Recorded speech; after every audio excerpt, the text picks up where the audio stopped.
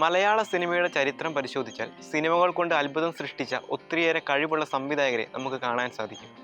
ഒരുപിടി മനോഹര സിനിമകൾ സമ്മാനിച്ച് ഓർമ്മയായ ഭരതൻ, പത്മരാജൻ, KG ജോർജ് തുടങ്ങിയ സംവിധായകരും ഇന്നും മികച്ച സിനിമാ അനുഭവം സമ്മാനിച്ച് ഞെട്ടിപ്പിച്ചുകൊണ്ടിരിക്കുന്ന സത്യൻ അന്തിക്കാട്, പ്രിയദർശൻ, ലാൽ ജോസ് പോലുള്ള സംവിധായകരും മലയാളികൾക്ക് അഭിമാനമായുണ്ട്.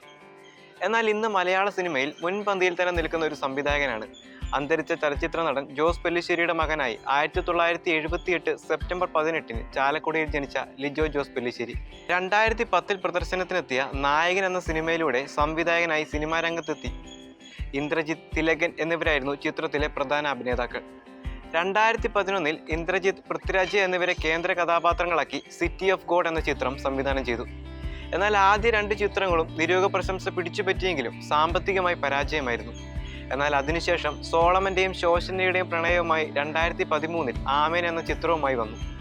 അന്നുവരെ ഉണ്ടായിരുന്ന സിനിമാ സങ്കല്പങ്ങളെ മാറ്റിമറിച്ചു എന്ന് മാത്രമല്ല, ലിജോ ജോസ് പെല്ലിശ്ശേരി എന്ന ബ്രാൻഡും ഉദയം ചെയ്തു. ഇന്ദ്രജിത്ത്, ഫഹദ് ഫാസിൽ, കലാഭവൻ മണി എന്നിവർ കേന്ദ്ര കഥാപാത്രങ്ങളായി എത്തിയ ചിത്രം നിരൂപക പ്രശംസയ്ക്കൊപ്പം വൻ സാമ്പത്തിക വിജയവും നേടി. എന്നാൽ അത് വെറും തുടക്കം മാത്രമായിരുന്നു.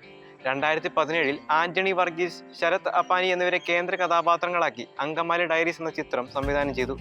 കേരളക്കര ഒന്നാകെ ചിത്രം ഏറ്റെടുത്തു. വാണിജ്യപരമായി മികച്ച വിജയമാണ് സിനിമ നേടിയത്. അതേ വർഷം തന്നെ വിനായകൻ, ദിലീഷ് പോത്തൻ, ചെമ്പൻ വിനോദ് ജോസ് എന്നിവരെ കേന്ദ്ര കഥാപാത്രങ്ങളാക്കി ഈമായോ എന്ന ചിത്രം സംവിധാനം ചെയ്തു. ചിത്രത്തിലൂടെ മികച്ച സംവിധായകനുള്ള കേരള സംസ്ഥാന ചലച്ചിത്ര പുരസ്കാരം ലഭിച്ചു. 2019 ചെമ്പൻ വിനോദ്, ആന്റണി വർഗീസ്, സാബുമൻ എന്നിവരെ പ്രധാന കഥാപാത്രങ്ങളാക്കി ജല്ലിക്കെട്ട് എന്ന ചിത്രം സംവിധാനം ചെയ്തു.